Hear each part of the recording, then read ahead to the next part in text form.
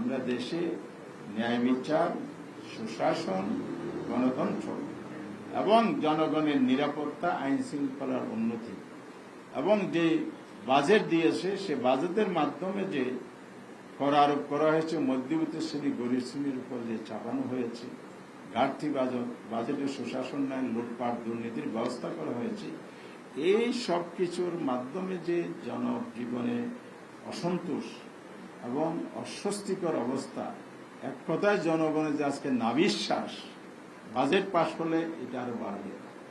সেই জায়গা থেকে আমরা আজকে জুলাইয়ের দ্বিতীয় বার্ষিকী পালন, তার সাথে চলমান আন্দোলনকে বেগবান করার লক্ষ্যে 11 দলের শীর্ষ বৈঠক 21শে জুন যে নির্দেশনা দিয়েছে তার আলোকে আজকে আমরা লিয়াজত কমিটি বসছিলাম, মহানগরী প্রতিনিধিগণ ছিল, সেখান থেকে আমরা আজকে কিছু কর্মসূচি নির্ধারণ করেছি। কর্মসূচি 36 দিন জুলাই আন্দোলনের 36 দিনের এই কর্মসূচি হিসাবে আমরা প্রণয়ন করেছি। সেই কর্মসূচি এখন আমরা আপনাদের সামনে তুলে ধরছি। এই কর্মসূচির মূল দাবি বা লক্ষ্য হচ্ছে আমরা জুলাই অভ্যুত্থানের পক্ষে জনসচেতনতা বৃদ্ধি, গণভোটের রায় বাস্তবায়নের দাবিতে চলমান আন্দোলনকে জোরদার করা এবং গুম খুন সহ সকল গণহত্যার দ্রুত বিচার। সকল গণহত্যা বলছে 2006 সালের 28 অক্টোবর থেকে 5ই আগস্ট 2024 পর্যন্ত অনেকগুলো গণহত্যা হয়েছে। যেমন পল্টনে যে ট্র্যাজেডি হয়েছে, বিরিয়ার যে ফিলখানার ট্র্যাজেডি হয়েছে, সেনা হত্যা হয়েছে, এরপরে আপনার 2013 সালের যে শাপলা চত্বর হত্যাকাণ্ড হয়েছে, 2021 সালে যে হত্যাকাণ্ড হয়েছে, সে সময় যে আমাদের হেফাজতের যে আন্দোলন ছিল মোদির আগমনের প্রতিবাদে, সেই হত্যাকাণ্ডে গণহত্যা হয়েছে। আল্লামা সাঈদী সাহেবের রায়ের পরে যে 1.5 শতাধিক মানুষকে নির্বিচারে হত্যা করা হয়েছে। 24 জুলাই আগস্টে 14 শতাধিক মানুষ খুন, 20,000-এর অধিক, আবার কেউ কেউ আর বেশিও বলেন, তো এই মানুষ আহত হয়েছে, অনেকে চক্ষু হারাইছেন, হাত পা হারিয়েছে, জীবনের তরে পঙ্গু হয়েছে। এই সব হত্যাকাণ্ড, গুম খুনের দ্রুত বিচারের দাবি আমাদের এই আন্দোলনে পুনর্ব্যক্ত করছি। কর্মসূচির মধ্যে আছে 1 জুলাই থেকে 5 আগস্ট 2026, এখানে আমরা 1 থেকে 15 তারিখ পর্যন্ত জুলাই সনদ বাস্তবায়ন তথা গণভোটের রায় বাস্তবায়নের জন্য সকল জেলা মহানগরীতে সেমিনার। এরপরে আসবে এই 15 দিনের প্রোগ্রামের মধ্যে, মাসব্যাপী প্রোগ্রামের মধ্যে চিত্র প্রদর্শনী রাখা হয়েছে 23, 24, 25। গ্রাফিতি অঙ্কন করা হবে সারা দেশেই, রাজধানী সহ।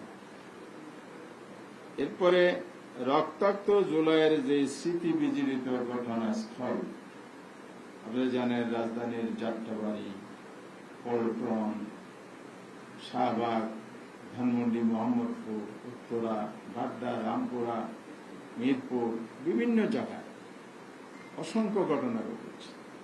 সেই ঘটনাস্থলগুলোতে আমরা বিভিন্ন দিন তারিখ নির্ধারণ করে আমরা মহানগরী সঙ্গে সাথে সমন্বয় করে রাজধানীতে সমাবেশ করব, স্মৃতিচারণমূলক, যেখানে প্রত্যক্ষদর্শী শহীদ পরিবাররা অংশগ্রহণ করবে।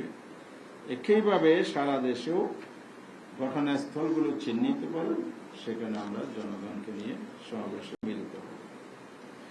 এরপরে আমাদের 8টা ডিক্লার প্রোগ্রাম আছে। 4 জুলাই সারা দেশে রাজধানী ব্যতীত সকল মহানগরী এবং জেলাতে বিক্ষোভ, গণমিছিল। 6 তারিখ আমাদের জাতীয় সংসদের শহীদ পরিবারের পক্ষ থেকে মানববন্ধন জাতীয় সংসদের সম্মুখে এবং স্পিকারের নিকট স্মারকলিপি পেশ যেন এই ইস্যুটি জাতীয় সংসদে আলোচনা হয়। বিরোধী দলের নেতার প্রস্তাব প্রেক্ষিতে 1 বা 2 ঘন্টা আলোচনা হয়েছে, কিন্তু এটা কোনো সিদ্ধান্ত ছাড়া শেষ করেছেন, টক করেছেন।